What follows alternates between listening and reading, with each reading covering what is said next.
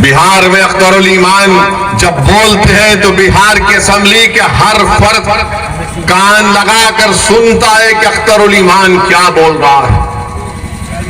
मैं आपको बताना चाह रहा हूं, मुझे भी बड़ी तकलीफ है, आपको भी बड़ी तकलीफ है कि आपने हमारे 5 विधायक को कामयाब किया, जिसको नीतीश कुमार और तेजस्वी यादव ने चारों को खरीद लिया। क्यों खरीदा उनको? क्योंकि वो नहीं चाहते थे कि कोचा दामन हो या सीमांचल की सरजमीन हो, यहां पर तुम्हारी आवाज उठे। और जो तुम्हारा वोट लेकर जीत कर जाते हैं वो खामोश बैठ जाते हैं जब हमसे कहा जाता है कि तुम बोलो, क्या तुम औरंगजेब के बारे में बोलो, तुम जिन्ना के बारे में बोलो।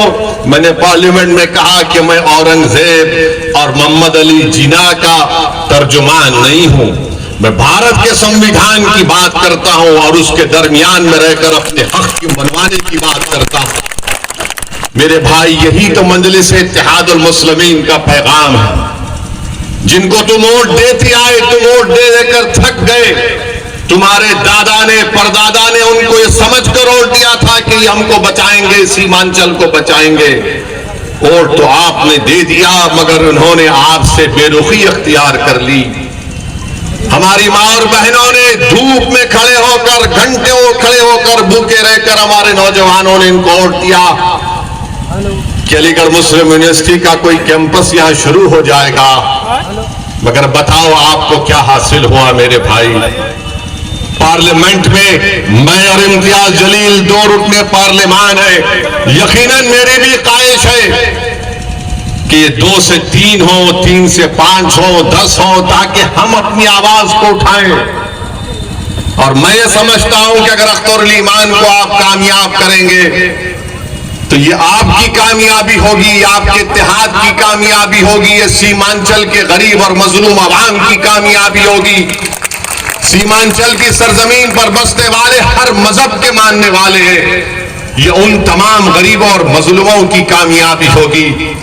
भारत की लोकसभा में आप देखेंगे कि अख्तरुल ईमान बहैसियत रुकने पार्लियामान इंशाअल्लाह अगर मुंतखब होगा तो इन गरीबों की आवाज बनेगा, मजलूमों के लिए एक ढाल बनेगा अख्तरुल ईमान।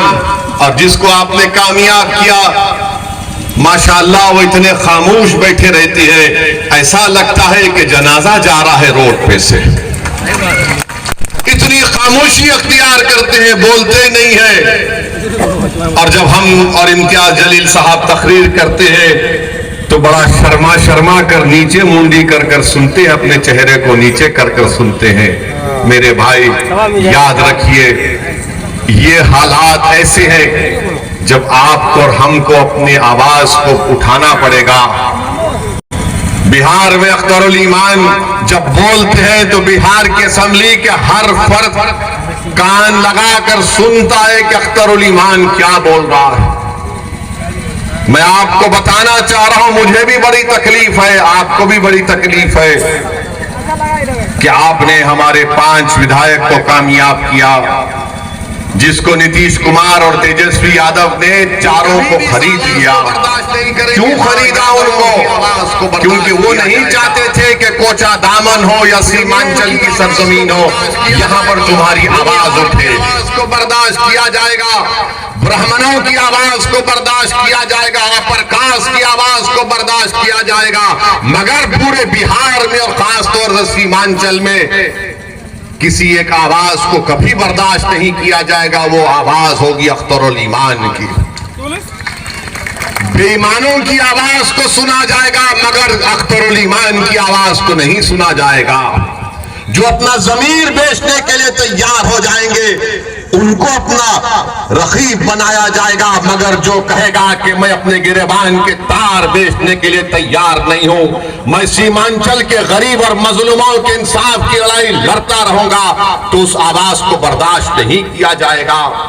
जो गरीबों और मजलूमों की हक की आवाज, उनके हक की आवाज को उठाएगा, उसको बर्दाश्त नहीं किया जाएगा।